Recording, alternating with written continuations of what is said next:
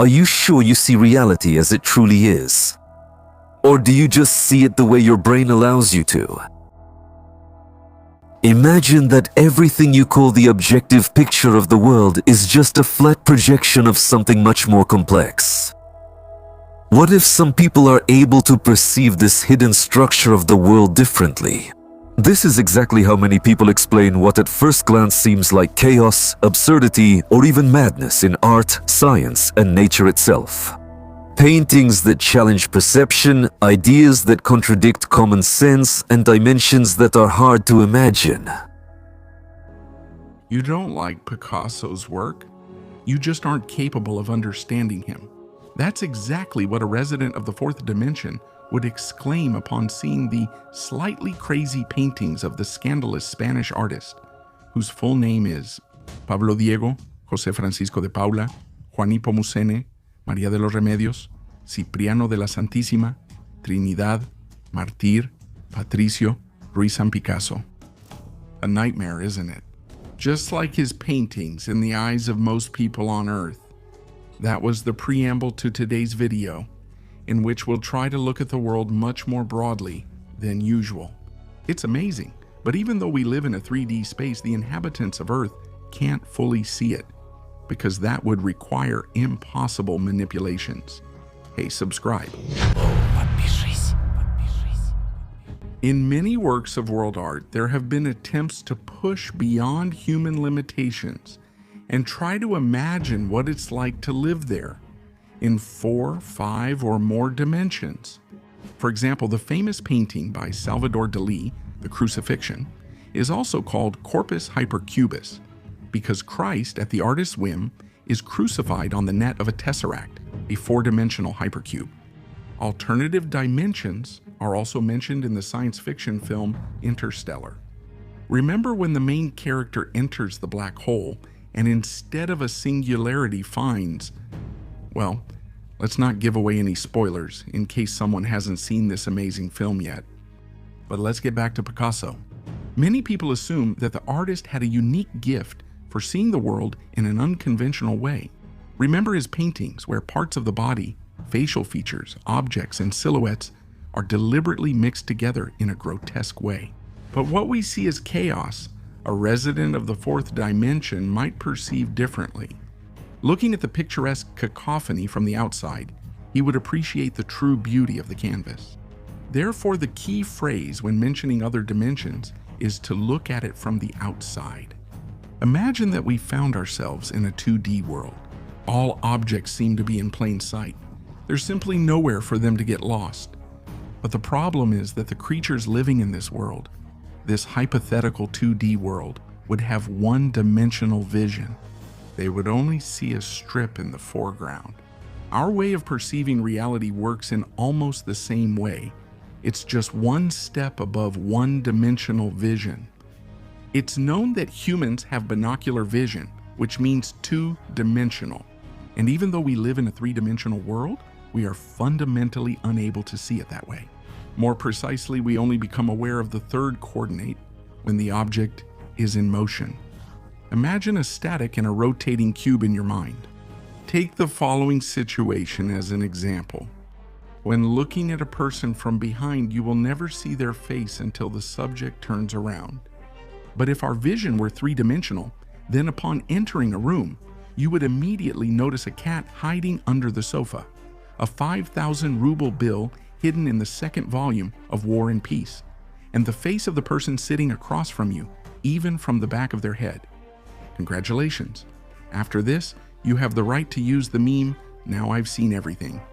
And yes, that's exactly how the world would look from the perspective of inhabitants of four-dimensional space. Conventionally speaking, we also have a fourth dimension, time.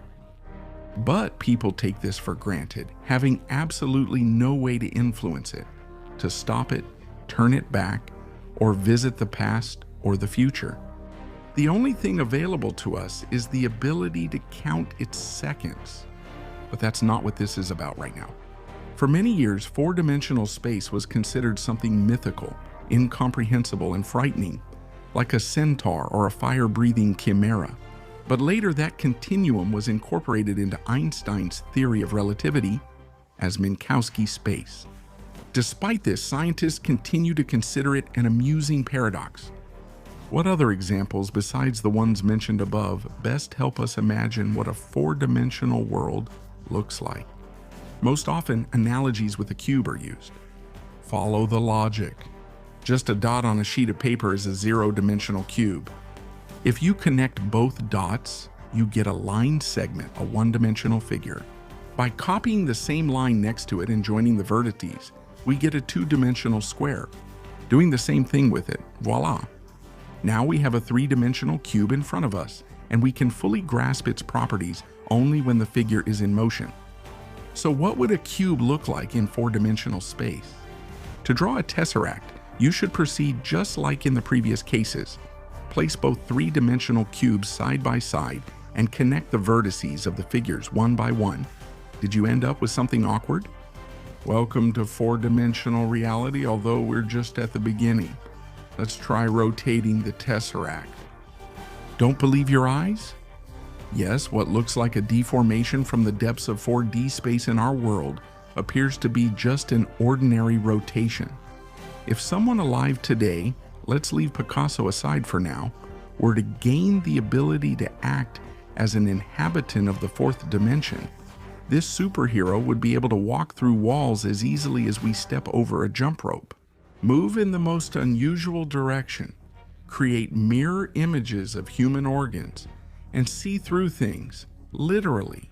Those who have seen Lars von Trier's film Dogville can vaguely imagine what it means to see through walls, since in the movie, the walls were simply drawn with chalk.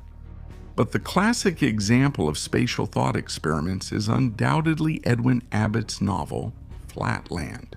Isaac Asimov himself considered this work the best attempt at perceiving dimensions different from our own. But the most valuable aspect is one of the ideas in the novel, conveyed by the author in an allegorical form, which is as follows. No inhabitant of their own dimension would even consider the existence of other worlds, stubbornly denying it like an ignorant person, insisting on the opposite.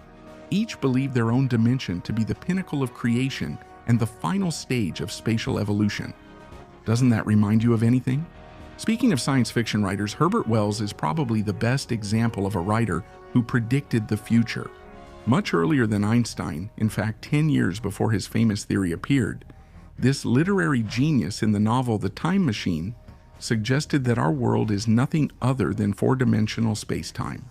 He was also the first to mention anti-gravity, lasers, and even parallel worlds in his works. Getting back to our topic, let's ask ourselves, is the tesseract really the only creation of four-dimensional space that has magically made its way into our world? Oh no, you're forgetting about the Mobius strip, that very symbol of infinity, and the Klein bottle, objects that can be realized within the framework of Euclidean geometry. In short, the first artifact is nothing more than a strip whose opposite ends are joined together, but with one of them twisted beforehand. The Mobius strip model is used in the production of conveyor belts, recording systems, and dot matrix printers. As for the Klein bottle, it's a container with openings in the bottom and the side. The neck of the exotic bottle needs to be threaded through the hole in the side and connected to the closed loop with an opening at the bottom. That's four-dimensional acrobatics for you. We won't try to convince you to embrace the multidimensionality of Hilbert space. We'll just give you one more example before we finish.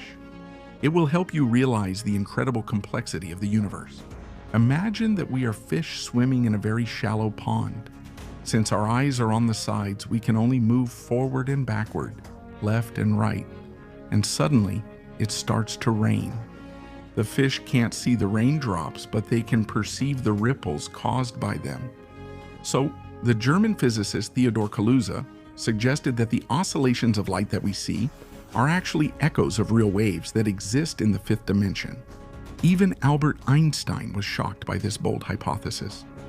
To sum up and at the same time reflect the heated debates in the scientific world about multidimensionality, let's quote Alexander Pope, whose words are engraved on Newton's tomb and were later amended by a sharp-tongued critic. Nature and nature's laws lay hid in night. God said, Let Newton be, and all was light. But Satan did not have to wait long for a rematch. Then Einstein came and everything returned to how it was before. The speed of light is about 299,792,458 meters per second. That's a pretty precise value, isn't it? But how did we arrive at it? According to Oumuamua's calculations, the speed of light is 220,000 kilometers per second. Half a century later, in 1728, the discovery of aberration allowed James Bradley to confirm the finiteness of the speed of light and refine its estimate. The value obtained by James Bradley was 308,000 kilometers per second. The most accurate measurement of the speed of light was carried out in 1975 based on the standard meter. According to this measurement, the speed of light is 299,792,458 meters per second.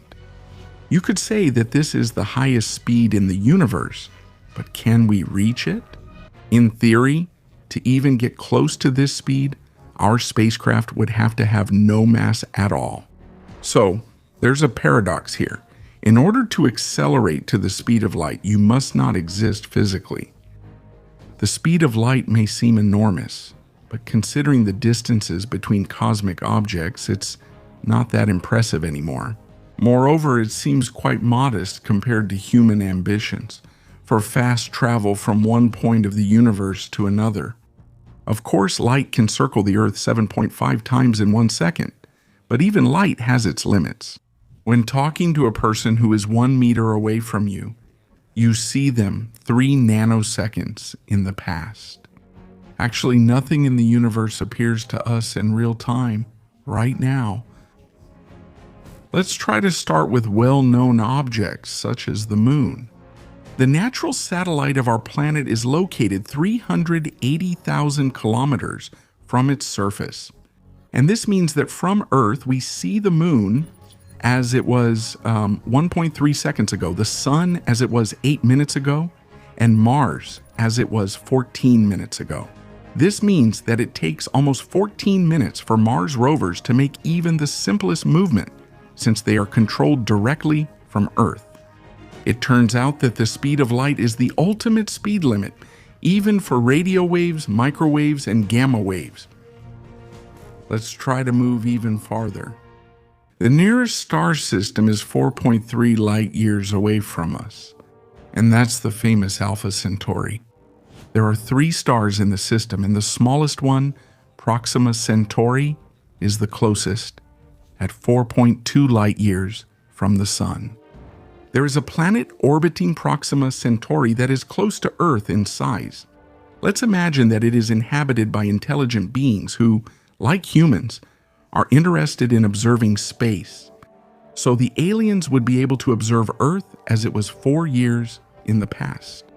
If their telescope can see every person on Earth, then they would be able to see you as you were 4 years before the moment of observation. The center of our galaxy, the Milky Way, is 25,000 light years away from the Sun, which means we see it as it was 25,000 years ago. Let's zoom in. Let's imagine that there is a planet 2,000 light years away where there are also intelligent observers. To observe Earth, they would need a telescope several 100,000 kilometers in diameter. We've all seen pictures and videos of the dark nighttime side of Earth and clearly remember the clusters of glowing dots, our cities. But 2,000 years ago, there were no megacities, and it would be centuries before artificial light was invented. To see a person, you would need a telescope about 11 billion kilometers in diameter. And that's, mind you, the diameter of the solar system from the Sun to Neptune. But let's imagine that our mysterious neighbors have such technology. They would see ancient Rome and other civilizations from that distant era. By the first year of our era, Rome, whose population was somewhere between 800,000 and 1 million inhabitants, was the largest and most powerful city in the world. Most of what we know about the civilization of that ancient era is known to us from history recorded during Roman rule. The population of the Earth was about 231 million people. The most populated areas on the planet were communities founded near the Ganges, Tigris, Yangtze, Norway, Nile, and Po rivers. Do you want to go even further? The closest galaxy to us is Andromeda. It is much larger than our Milky Way and is believed to eventually collide with it. Andromeda is located 2,500,000 light years away from the Sun. We can observe it as it was 2.5 million years ago. An alien observer with a colossal telescope diameter of 15 trillion kilometers would not see any intelligent life on Earth at all. Humans are only just emerging as intelligent beings, learning to use tools, and are hardly aware of the great journey that lies ahead of them. It is worth noting that the aliens would be able to see not only the Earth in the past, but the entire Milky Way galaxy, as it was 2.5 million years ago. The scale of this is breathtaking. But what if we go even further? The largest spiral galaxy, NGC 6872, is 212 million light years away from our solar system. The diameter of the telescope would have to be truly fantastic, about 1 quadrillion kilometers, or 132 light years. So, what will the observers see this time? Well, first of all, they won't see the familiar outlines of Earth's continents that we're all used to.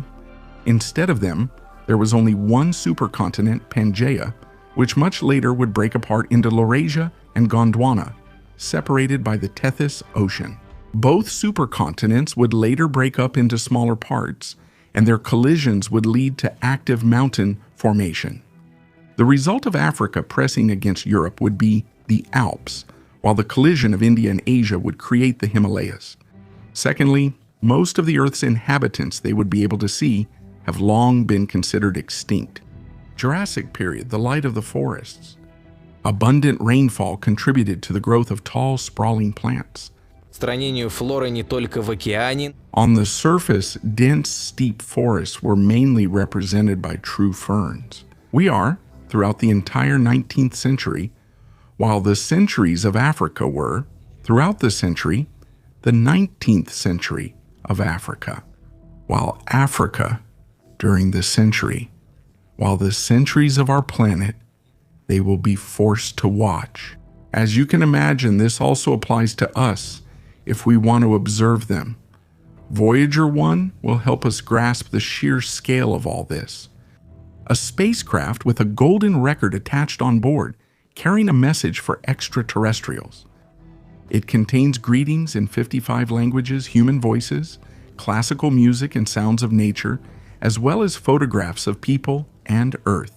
The plate contains the coordinates of Earth and the solar system, as well as diagrams showing the hydrogen atom's radiation. In September 2013, NASA announced that Voyager 1 had crossed the boundary of the solar system. It became the first spacecraft to enter interstellar space. As of today, the spacecraft is more than 20 billion kilometers away from Earth. According to scientists' calculations, the fuel should last for another 10 years of operation, and after that, contact with Earth will be lost. But let's imagine that the fuel lasts forever. And Voyager 1 itself is heading straight toward Proxima Centauri. This journey will take 40,000 years. Considering that the spacecraft is not moving at the speed of light, but only at a speed of 17 kilometers per second, or in other words, 60,000 kilometers per hour. The scale of space can truly be astonishing. And even though the darkness of the unknown cosmos can be frightening, humanity must fearlessly seek ways to accelerate its spacecraft. Of course, if we tie our future to the exploration of other worlds.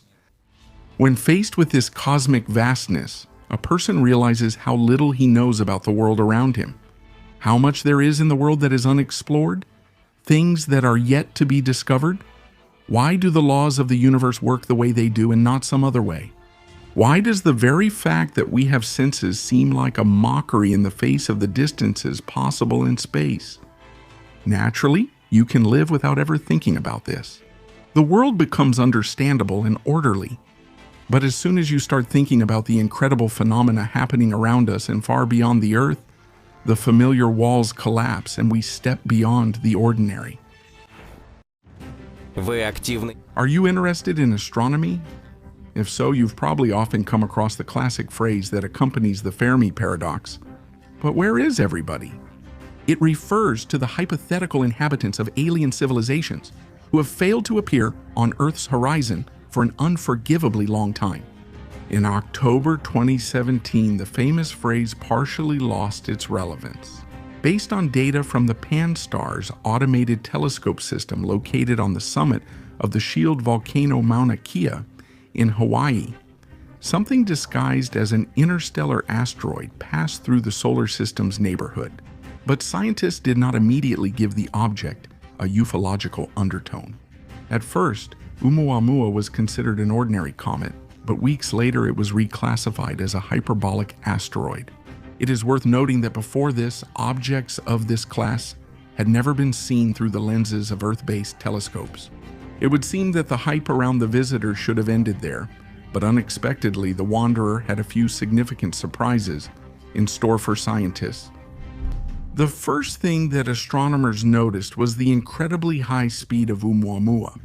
The object was moving under the influence of non-gravitational acceleration, which led specialists to make premature conclusions about the cometary nature of the celestial body. The speed of Oumuamua, depending on its position in space, ranged from 26 to 88 kilometers per second. For comparison, Sedna moves at a speed of almost 2.6 kilometers per second, and the non-periodic Bowel comet at 3 kilometers per second. That is, such speed is not typical for small celestial bodies, which automatically raised a lot of questions. So, what did the scientists have to deal with? Most likely, the asteroid's home is deep space, so the object is not gravitationally bound to any star. This means we're dealing with a loner, the first to appear within the boundaries of the solar system.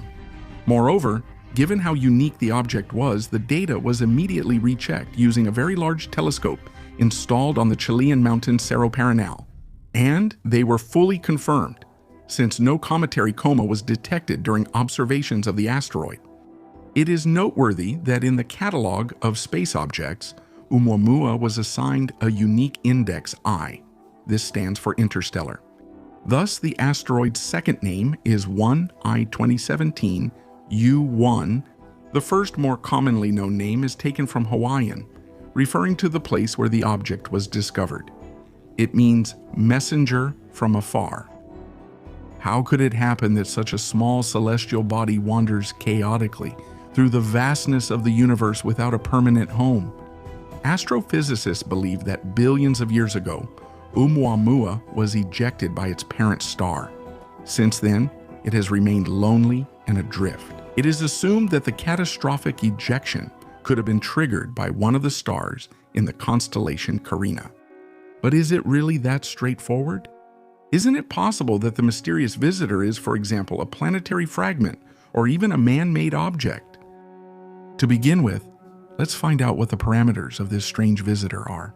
According to observational data, including from the William Herschel Telescope and the Hale Observatory, it was determined that the asteroid is presumably rocky, and its diameter is about 160 meters. But there is also other information. The object has a cigar-like shape, 30 meters wide and 180 meters long. Unfortunately, given the small size of the asteroid, it is not possible to obtain more accurate data, but the fact that Oumuamua's shape is highly elongated is beyond doubt and causes puzzlement. How does the asteroid move? It's an ellipsoid. Amazingly, it literally tumbles through space and behaves quite chaotically. By the way, spectral analysis of Oumuamua revealed some similarities with trans-Neptunian objects. Its surface has the same uniform reddish color. But the question remains, why does the asteroid have such an unusual shape and rotate unevenly? Most likely, this behavior was caused by some catastrophic event that happened in the distant past. It's possible that Oumuamua once collided with a planetoid or was caught in the epicenter of a stellar explosion. We are unlikely to ever know the truth. In any case, all the conclusions available at the moment have been published in the British scientific journal Nature. Do you want to know where the object was at the moment it was discovered? When Oumuamua was noticed by astronomers, it was at a distance of 30 million kilometers from Earth. Based on the object's speed indicators, scientists calculated that a month earlier, the ellipsoid had approached the Sun much closer than Mercury, and in January 2019, the interstellar rocky visitor crossed Saturn's orbit. Where is Oumuamua now? At the moment, the asteroid is approaching Pluto. Then it will gradually leave the embrace of the solar system, although this will not happen for another 23 millennia. Some astronomers, in particular David Jewett from the University of Hawaii, believe that there is nothing remarkable about the asteroid except for its shape. But can we trust such categorical conclusions? Let's turn to alternative hypotheses. The most popular opinion is that the object is of artificial origin. To find this out, there are even plans to send a space probe to land on the surface of the asteroid. It's hard to believe that such a project will be carried out. We should first figure out colonizing Mars and defeating the virus. Nevertheless, there are considerations for developing a Starship laser sail propulsion system, which would allow us to quickly reach the object. But some engineers are confident that this can be done using existing technologies if we use gravitational maneuvers and the Oberth effect, whereas a space probe using a light sail could accelerate too quickly and simply fly past Oumuamua. At the moment, a mission called the Project is being developed. There are hopes that it will provide at least some information about the mysterious asteroid. But what are the assumptions about the extraterrestrial origin of the interstellar object based on? Has an alien spacecraft finally visited the solar system? Did Robert Urich, who was the first to notice the strange asteroid, ever think that he was observing not just an ordinary rocky cigar, but a real alien shuttle? But enough questions. Let's try to examine the topic in as much detail as possible. Considering the extremely high speed and unusual shape of the object, it's reasonable to assume that it could either be a reconnaissance probe or a spacecraft that has lost control. Remember the unusual tumbling of Oumuamua. Such thoughts are expressed not by just anyone, but by Professor Avi Loeb of the Harvard-Smithsonian Center for Astrophysics. A member of the International Academy of Astronautics presents reasonable arguments. First of all, the astronomer insists that asteroids cannot have such a distinctly cylindrical shape. Just imagine a distinctly red, elongated object, irregularly changing its brightness and moving quite unpredictably. Does that look like any small celestial body known to modern science? It makes more sense to assume that we are dealing with an artificial object, which is the first evidence of extraterrestrial intelligent life. Jason Wright, a researcher at the University of Pennsylvania, shares a similar opinion, but the opponents of Loeb and Wright are relentless. They insist that Oumuamua was not originally cigar-shaped. It stretched as it passed near some massive object, for example, a black hole. As proof, a computer simulation was created that clearly demonstrates this process. And despite all this, clear parallels with Arthur Clarke's novel Rendezvous with Rama keep emerging. According to the plot, a patrol accidentally discovers a cylindrical object in the solar system, which was initially mistaken for an asteroid. Besides, why haven't we observed a similar object during all the years of astronomical research? If its exotic silhouette can be explained so simply, then there should be many more such small celestial bodies. The second question that Abraham Loeb asked the public is, why is Oumuamua so bright? A dusty stone object doesn't reflect light as actively as the strange traveler that visited us. Doesn't that mean its surface is metallic? And the last most important argument from the university professor concerns the asteroid's self-acceleration. The thing is, the movement of the object isn't like the uniform flight of a cannonball. On the contrary, from time to time, it accelerates on its own. What is this? An attempt to start the engines? Given this, The opponent's weak efforts are just obstacles. This phenomenon, described as a jet of gas and dust periodically shooting out from the heating surface of the asteroid, looks ridiculous and unconvincing. Then why, when passing by the sun, didn't Oumuamua behave like a comet and release even a single similar jet? In general, the question of the true status of the interstellar object remains open to this day, which leaves room for pseudoscientific fantasies. Meanwhile, the asteroid, or if you prefer the spacecraft, is rapidly leaving the solar system, having first puzzled the inhabitants of Earth. We are sure that after watching this video, you have your own ideas about this extraordinary object. Don't hesitate to share your thoughts and subscribe to our channel while you're at it. Stay tuned for updates. There's a lot of interesting things ahead.